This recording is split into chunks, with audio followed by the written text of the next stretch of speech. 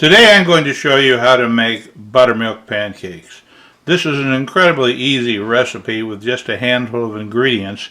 You can do it so quickly that I can't imagine why anyone would ever use a pancake mix.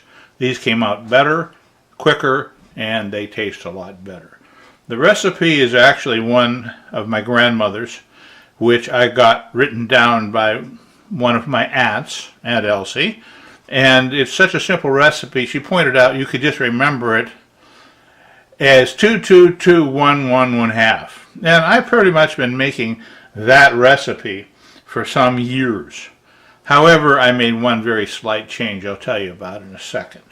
We're going to start by putting in the 2 cups of flour. So, here we go. 1.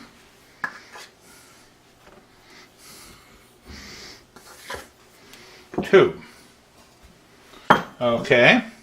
Now, why it might be sensible to go to the next 2, my sugar canister is right here.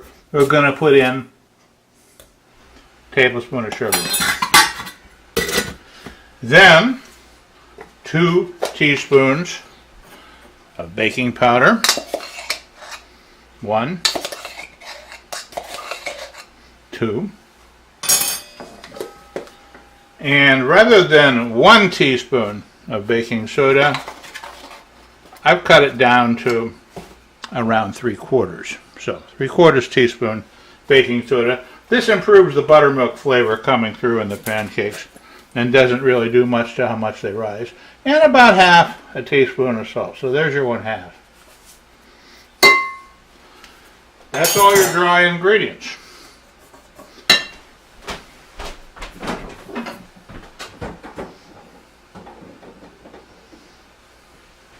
The other two is these 2 eggs I just took out of the refrigerator. 1, 2. And beyond that, the only other ingredient is buttermilk. So we'll pour in some buttermilk and stir it up. My aunt's recipe said stir it in buttermilk to make a thickish batter. I don't think we know what a thickish batter is, but probably when you see it, you'll know. In any case, it's up to you. It's quite flexible. Thicker batter, taller pancakes. Thinner batter, thinner pancakes, but they cook a little faster. You have your choice. So, all right. So here's the. They're coming along. Make sure the eggs are cooked, stored in. And then just a little more buttermilk. This will be about right. So that's how hard it is to make the batter. What did that take? 2 minutes? Not much to it. Then the only other thing we have to do is cook them. I have here a griddle right here. And what I'm going to do first is put on a little butter. The griddle is heated to 375. And why is the butter there? It's going to add some flavor and a nice crust. I usually use the 1/3 cup measure to scoop out pancake batter. You can make them any size you want. Sometimes children like little tiny dollar-sized ones. Here are our 2 pancakes.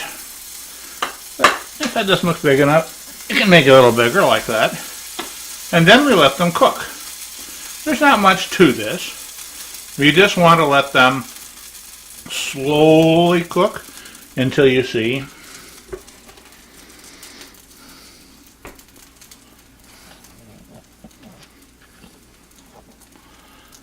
bubbles. You want to look for bubbles around the edges here, there. And when you see them, you'll find that probably the pancake will easily lift so you can turn it over.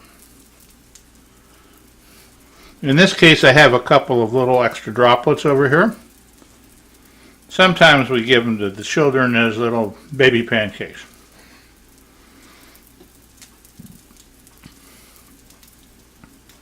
So, they've flown together. Well, we pull them apart like that, don't worry.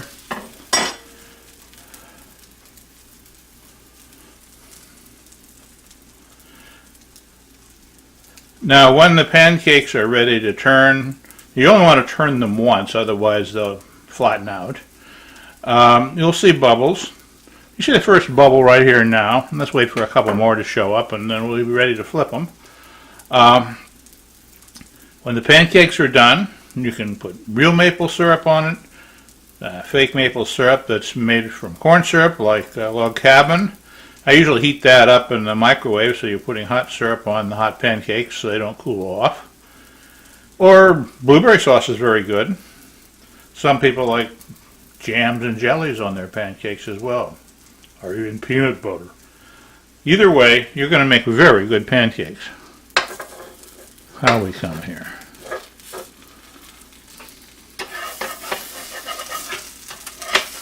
Let's see, how's this going? See? And don't worry if they seem a little underdone on the first side. They're going to cook on the second side. Now notice here that this one, they're rising up nicely here. Oh, and our baby. And that's the nice thing about using a thickish batter, that you can in fact have pretty tall pancakes that are quite impressive on the plate.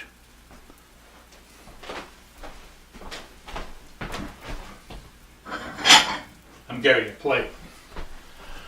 Alright.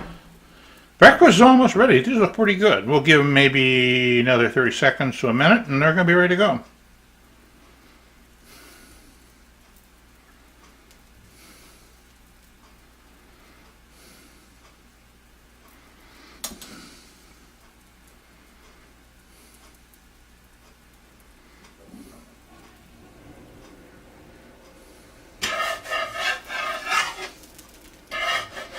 That looks great.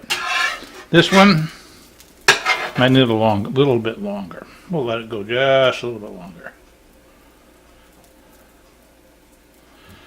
Now the whole artistic thing about this is put the big one on the bottom and the little one on top. This is not a difficult thing to do.